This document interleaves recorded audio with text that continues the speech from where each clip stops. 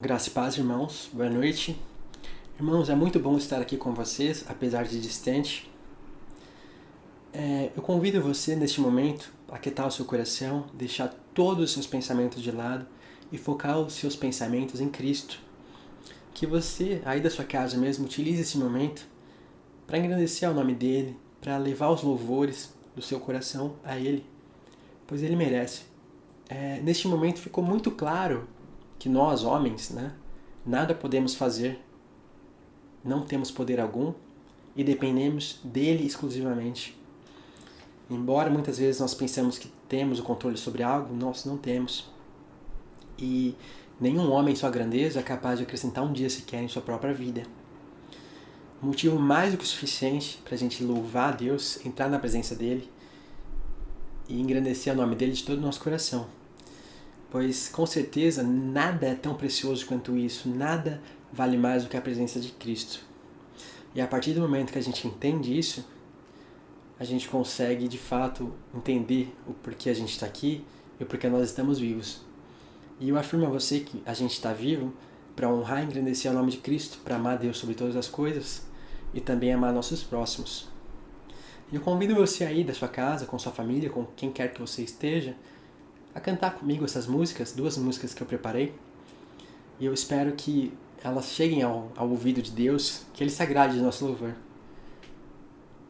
E eu tenho certeza que a nossa união, com certeza, move montanhas. Então, se você puder cantar junto comigo, eu tenho certeza que vai ser muito bom. E Deus, com certeza, vai ouvir as nossas preces.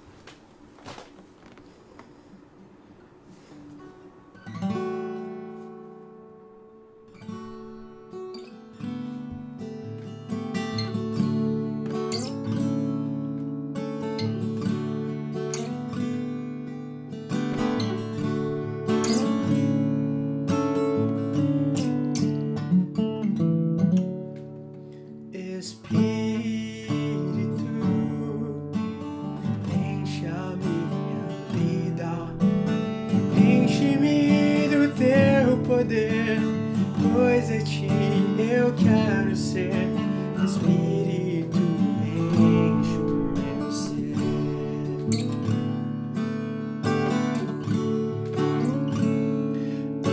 Espírito, enche a minha vida, enche-me do teu poder, pois é ti eu quero ser, Espírito, enche o meu ser. As minhas mãos eu quero levantar e em louvor te adorar. Meu coração eu quero derramar diante do teu altar.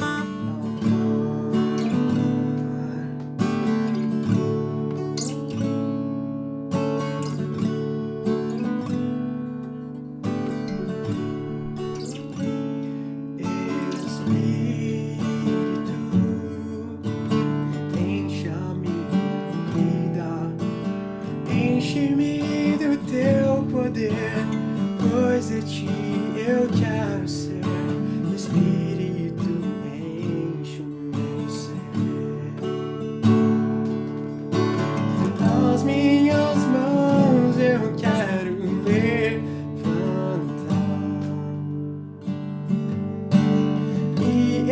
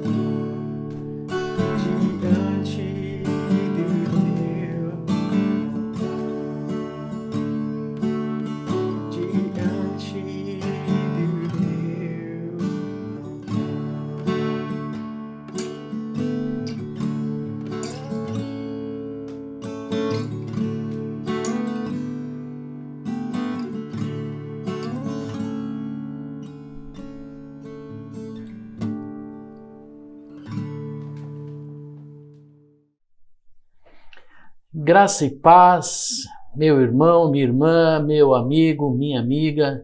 É muito bom encontrar com você para compartilhar a palavra de Deus, para estar na presença do Espírito Santo. Minha esperança e minha oração são para que o mais rápido possível possamos superar essa crise do coronavírus e novamente nós venhamos a nos encontrar reunidos em igreja lá na IPI de Jundiaí.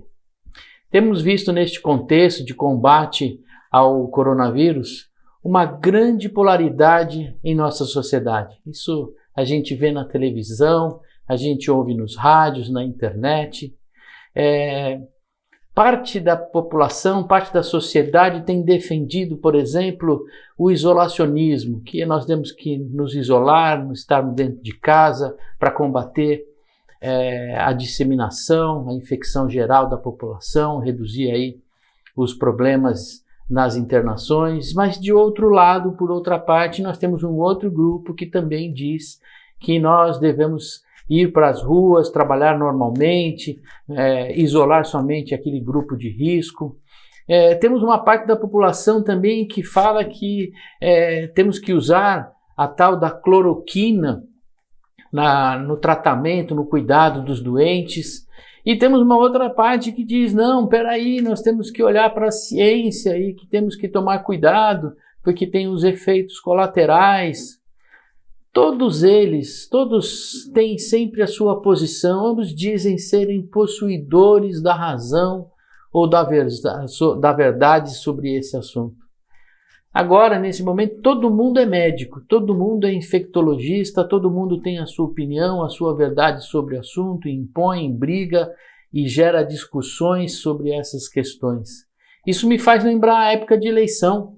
A gente vê muito isso na eleição, né? Aqueles que defendem ardorosamente o seu partido, a sua ideologia política e entram em guerra, mostrando que são detentores da verdade, são donos da verdade. E também no futebol, né? Quem já não torceu por um time de futebol e ainda que o time esteja indo mal, que o técnico não seja bom, que os jogadores não estejam à altura do time, dizem que esses são os melhores times. Esse é o meu time, é o melhor time, e isso é uma verdade.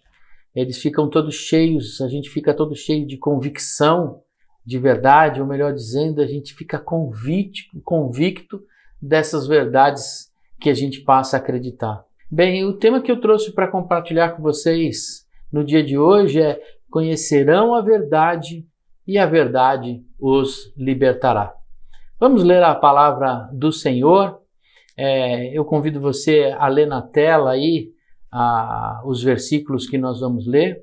E se você tem a sua Bíblia em casa, abra sua Bíblia no Evangelho de João. Nós vamos ler dos versículos 31 ao 47. Então, a gente vai ler a palavra do Senhor aqui em João, capítulo 8, versículo 31 a 47. Diz a palavra do Senhor: Então Jesus disse aos judeus que haviam crido nele: Se vocês permanecerem na minha palavra, são verdadeiramente meus discípulos. Conhecerão a verdade e a verdade os libertará. Eles responderam: Somos descendências de Abraão e jamais fomos escravos de ninguém. Como você pode dizer que seremos livres? Jesus respondeu: em verdade lhes digo que todo o que comete pecado é escravo do pecado. O escravo não fica sempre na casa, o filho sim fica para sempre. Se, pois, o Filho os libertar, vocês serão verdadeiramente livres. Bem sei que vocês são descendência de Abraão. No entanto, estão querendo me matar porque a minha palavra não está em vocês. Eu falo das coisas que vi junto de meu pai. Vocês, porém, fazem o que ouviram do pai de vocês. Então eles disseram: Nosso pai é Abraão. Mas Jesus respondeu: Se vocês fossem filhos de Abraão, fariam as coisas que ele fez. Mas agora vocês estão querendo me matar, a mim que lhes falei a verdade que ouvi de Deus. Abraão não fez isso. Vocês fazem as obras dos pais de vocês. Eles responderam: nós não somos filhos ilegítimos, temos um pai que é Deus. Jesus disse: se Deus fosse de fato o pai de vocês, certamente me amariam, porque eu vim de Deus e aqui estou. Pois não vim de mim mesmo, mas ele me enviou. Porque vocês não compreendem a minha linguagem. É porque vocês são incapazes de ouvir a minha palavra. Vocês são do diabo, que é o pai de vocês, e querem satisfazer os desejos dele. Ele foi assassino desde o princípio e jamais se firmou na verdade, porque nele não há verdade. Quando ele profere mentira, fala do que lhe é próprio, porque é mentiroso e pai da mentira. Mas porque eu digo a verdade, vocês não creem em mim. Quem de vocês me convence do pecado? Se digo a verdade, por que não creem em mim? Quem é de Deus ouve as palavras de Deus. Por isso, vocês não me ouvem, porque não são de Deus. Oremos. Pai querido, Deus eterno e amado, Senhor, a Tua palavra foi lida, apresentada. Fala em nossos corações nesse momento. Que traga, Senhor, a ação do Espírito Santo no coração de cada um que ouve essa mensagem. Que não fale a voz humana, Senhor, mas fale o Senhor no coração de cada um de nós. Revela-nos, Senhor, a Tua verdade, para que não sejamos perdidos, meu Pai, para que não estejamos confusos e confundidos em meio a tudo aquilo que nós vivemos e que nós vimos. Assim oramos a Ti, pedindo a Tua direção, em nome do Senhor Jesus. Amém. O texto apresenta Jesus em seu ministério, caminhando entre as cidades, em meio às pessoas, anunciando o Evangelho, manifestando sinais, maravilhas e ensinando a respeito do reino de Deus. O diálogo que ocorre aqui entre Jesus e os judeus demonstram a forte religiosidade desse povo. Viviam apegados a leis, a rituais religiosos, desde as épocas dos seus antepassados, dos seus patriarcas. Aquelas leis e rituais que estavam descritas no Antigo Testamento. Porém, eles não conseguiam compreender a divindade de Jesus, mesmo que tenham sido claras as profecias a respeito da vinda de Jesus lá pelos profetas e no Antigo Testamento. Eles não conseguiam enxergar Jesus como sendo o Messias que foi enviado para nos salvar dos nossos pecados. Os fariseus e saduceus, aqueles judeus que viviam cercando Jesus, eles compunham o sinédrio, ou seja, um conselho. Eles eram os líderes religiosos da época e eles abusavam da sua autoridade religiosa com o objetivo de proteger os seus privilégios. Eles mantinham em suas mãos o cajado da verdade. Eles oprimiam o povo judeu, com sua religiosidade. Porém, eles mesmos não observavam corretamente as suas leis e seus rituais. Na verdade, eles somente oprimiam o povo. Eles estavam longe de Deus, mas estavam agarrados àquelas verdades que mantinham eles no poder. Eles eram considerados por Jesus como túmulos pintados de branco, que por fora eram lindos, brancos e limpos, mas por dentro eles eram cadáveres, eles estavam cheios de podridão. Conhecendo o coração dos judeus que se achegaram a ele, aqueles que se achegaram a ele e diziam que tinham crido nele, que criam na palavra dele, Jesus os colocou à prova. Ele disse: se vocês permanecerem na minha palavra, serão verdadeiramente meus discípulos, conhecerão a verdade, e a verdade os libertará. Em outras palavras, Jesus estava dizendo para eles: vocês dizem que são meus discípulos? Então creiam que sou Deus, o Filho. Sigam os meus passos e vivam em nova vida.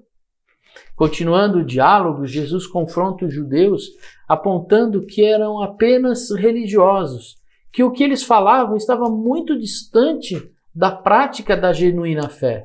Isto é, eles conheciam a lei, sabiam da sua etnia judaica, que faziam parte do povo de Deus, mas não conseguiam compreender que nada disso os levaria a se tornar discípulos de Jesus. Por fim, Jesus os repreende dizendo que eles não conhecem a verdade, mas vivem em mentiras e como escravos do pecado e do diabo, que é o pai da mentira. Por isso, não podem ser considerados filhos de Deus, porque não conhecem a Deus. Apesar de vivermos no Ocidente nos dias atuais, aproximadamente 2000 anos após estes acontecimentos, podemos ver claramente que essa questão está posta diante dos nossos olhos. Religiosos da diversidade das igrejas que se espalham pelo Brasil batem no peito e defendem as suas verdades, conduzindo o rebanho de Cristo para os caminhos que satisfazem os seus próprios interesses pessoais e para um evangelho distorcido e que não apontam para Cristo como Senhor e Salvador de nossas vidas. Vivemos um caldo de verdades, um emaranhado, um embaralhado de verdades. Verdades que nascem de personalidades populares, que usam frases de impacto, rituais e gestos como forma de fortalecer as suas próprias crenças e ambições. Estes líderes tentam conduzir as ovelhas de Cristo para outros apriscos. Eles não falam a verdade de Cristo, eles não apontam a verdade em Cristo, mas eles conduzem a sociedade, o seu rebanho, nos caminhos que para eles são interessantes. Nós vimos verdades que nascem das construções sociais, as verdades das redes sociais, as verdades que vêm como um maremoto, que contagiam, que circulam. São as grandes manipulações de massa. Não importa o fundamento. Se todo mundo está dizendo que é verdade, então deve ser verdade. A gente vê esses movimentos no Instagram, no Facebook, no Twitter, nas redes sociais de modo geral, em que vai contagiando a massa. E você ouve e você replica. E você ouve de novo e você replica de novo. Há tantas vezes falando a mesma coisa que você vai falando, não, isso deve ser verdade. Isso acontece muito claro na nossa vida com as fake news. Várias mentiras são postadas nos meios sociais, no WhatsApp, no Facebook, no Instagram, em todos os meios da rede social. E isso vai se tornando verdade, e aí todo mundo segue porque está todo mundo caminhando no mesmo sentido. Essa é a verdade que manipula as massas. Nós também temos as verdades que nascem dos nossos desejos, as verdades que nascem da nossa torcida. Aquela verdade do nosso time de futebol do coração, que é o melhor time do mundo. Para nós isso é verdade, mas não tem fundamento, porque ela nasce de um desejo, de uma torcida interna do nosso coração. Ela é uma vontade, ela é uma verdade que nasce de um desejo de realização. Quantas vezes nós já ouvimos que o Brasil é o país do futuro? Eu tenho mais de 50 anos e desde criança eu ouço que nós somos o país do futuro. Isso é uma verdade. Nós somos o país do futuro. Nós acreditamos que nós somos o país do futuro. Mas isso é um desejo que tem em nós. Nada nos aponta, nada nos mostra que de fato nós somos o país do futuro, o país que vai crescer, um país que vai desenvolver. Pelo menos a história tem demonstrado uma grande dificuldade, tem contrariado essa verdade que tem sido divulgada. Essa vontade, essa verdade, fruto da nossa vontade, da nossa torcida e do nosso desejo. Estamos presos à imperfeição da nossa condição humana. Nós não conseguimos enxergar, compreender a verdade da forma com que ela é, pura e simples. Ao invés disso, nos lançamos a construir as nossas próprias verdades, as nossas próprias crenças. Assim também eram os judeus que dialogavam com Jesus naquela época. Jesus não apenas confrontou aqueles judeus quanto à sua religiosidade, mas apresentou a verdade que eles tanto precisavam receber. Jesus é Deus, o Filho, que tira o pecado do mundo. Jesus não falou de revolução social ou revolução política, ou de sinais e maravilhas, mas da libertação da humanidade do pecado e da nova vida aperfeiçoada nele por meio do Espírito Santo. Só conseguem entender a verdade quem conhecem a Deus. Diz Jesus: se Deus fosse de fato o Pai de vocês, certamente me amariam, porque eu vim de Deus e aqui estou, pois não vim de mim mesmo, mas Ele me enviou.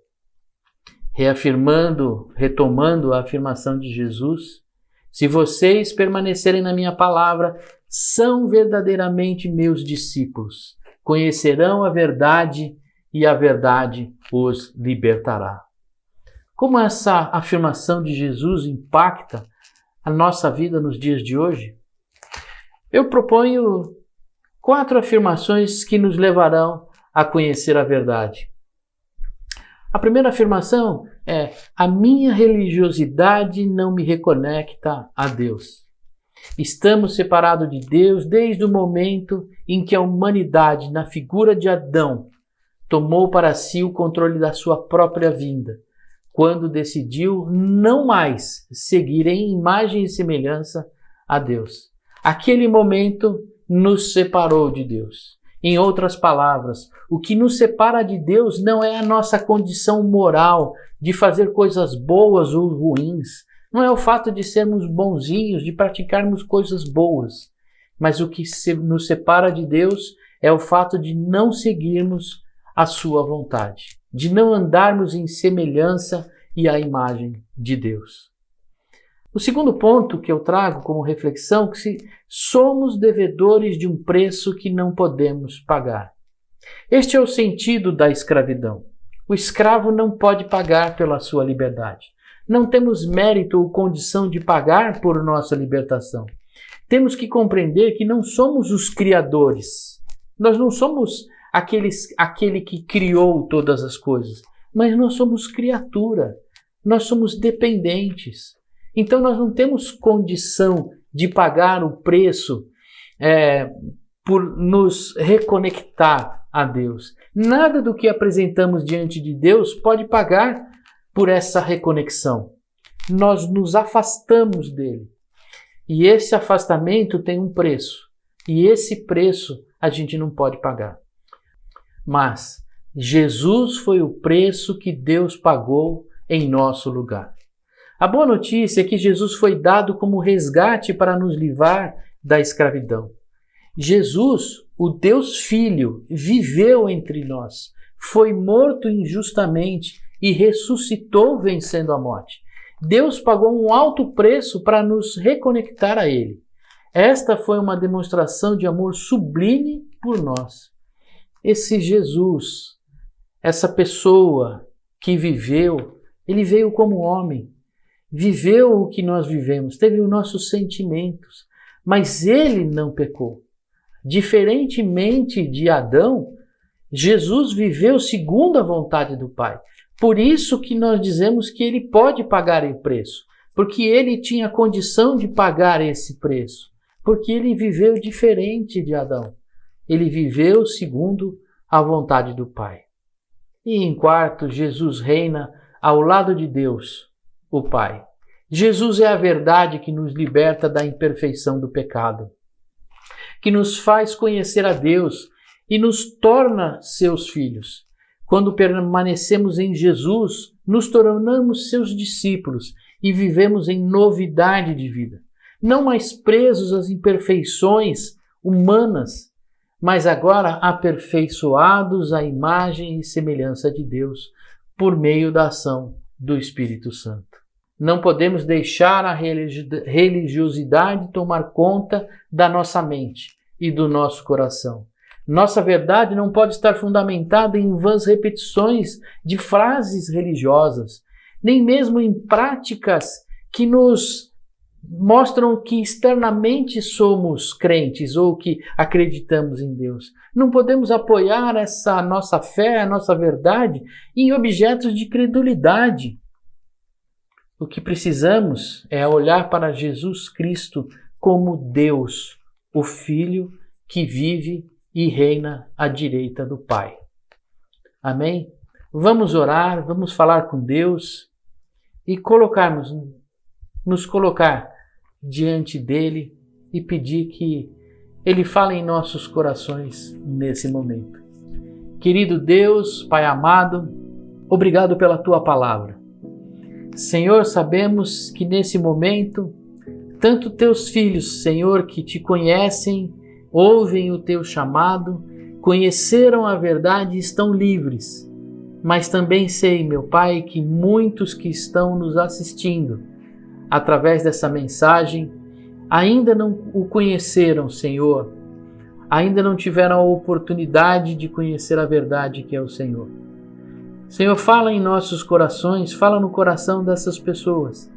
Que eles possam, Senhor, através da ação do Teu Espírito Santo, ter as vendas retiradas dos seus olhos. Que eles possam ter a compreensão, meu Pai, que o Senhor é o nosso Deus.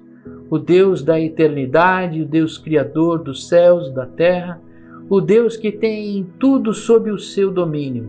É aquele que reina.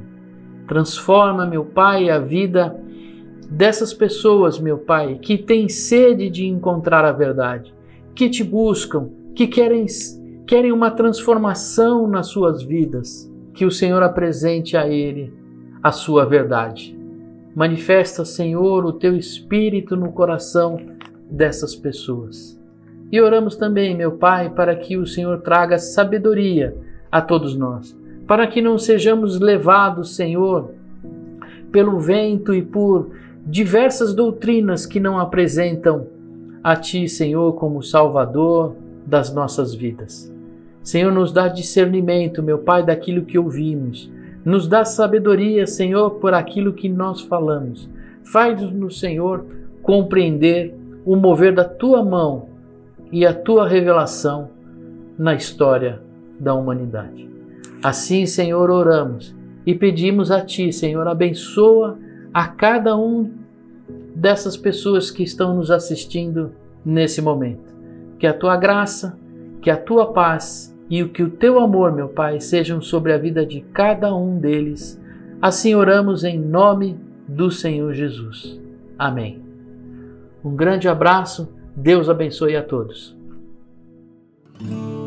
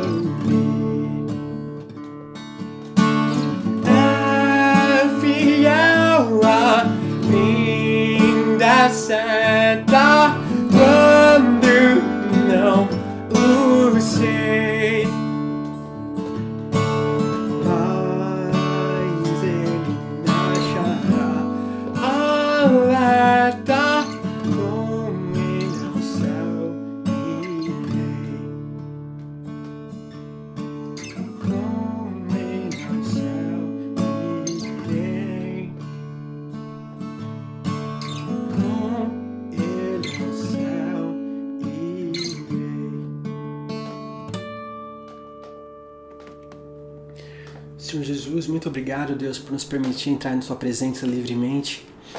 Eu venho pedir que neste momento o Senhor acalme nosso coração, que o Senhor invada nossas casas, ilumine as nossas vidas, para que essa mensagem que vai ser ministrada agora toque nosso coração e nos ensine, Deus, como seguir a Cristo da melhor maneira possível.